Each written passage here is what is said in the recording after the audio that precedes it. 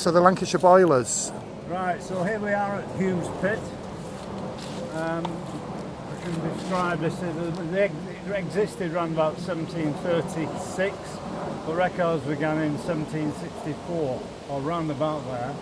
And the general way the machinery was installed was that the large block you can see there was where the cylinder sat, and underneath it there's a semicircular recess. When the steam was injected into the cylinder, it pushed the piston up, and that operated the 4-column support beam engine. You can see two large steel bars there. They were securing the 4-column support beam engine. So the beam engine, steam in, piston up, condensate, water thrown into the cylinder underneath, the condenser steam, and went that way. So you had 6 strokes a minute. The pump that was associated with this was delivering 8 gallons for every stroke. So 48 gallons every minute was pumped out of the mine. You can see this, I'll just nip over here. This here was where the flywheel sat. They can see the journal was in there, so the machinery driving the pump, the engine driving Bolton and Watt steam engine. Matthew Bolton and James Watt from Soho Works in Birmingham, they were the people that manufactured the engine. So the shafts came through here, like I say, the journal was there, and they came into this section here.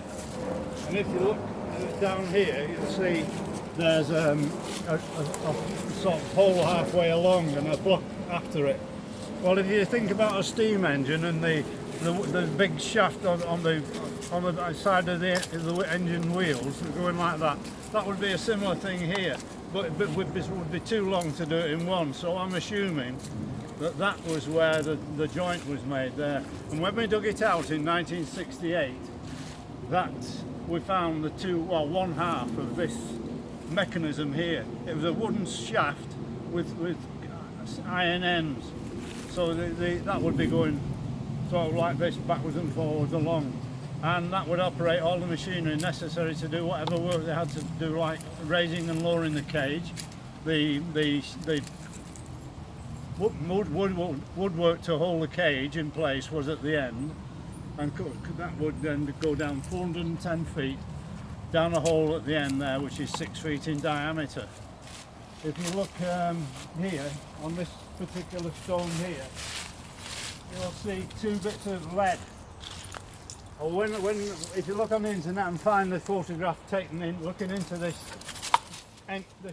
engine shed, you'll see that there's a post going up here with a piece of metal at the top with a slide down the middle, and that must have been the gauge to let them know, graduated of course, to let them know how deep the cage was.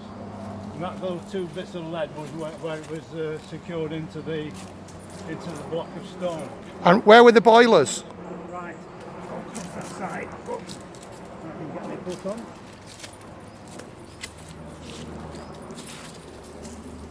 At this point here, steam was provided by 2 Lancashire boilers, which sat in this position here. And there was a low wall here, because if the boilers burst, the water had to be contained within that area. So there was a small wall across here. The door into the housing for the engine was here.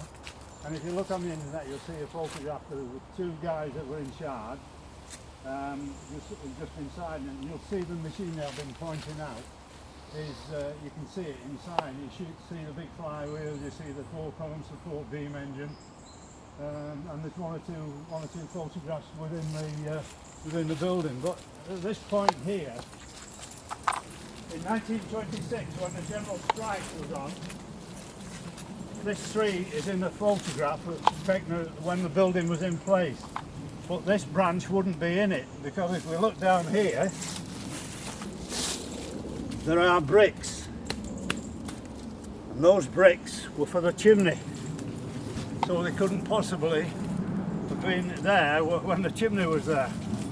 You can see under here now, that semicircular recess is where the where the condenser was. The block there has a hole through it, and that was something to do with the position of the holding up the part of the engine.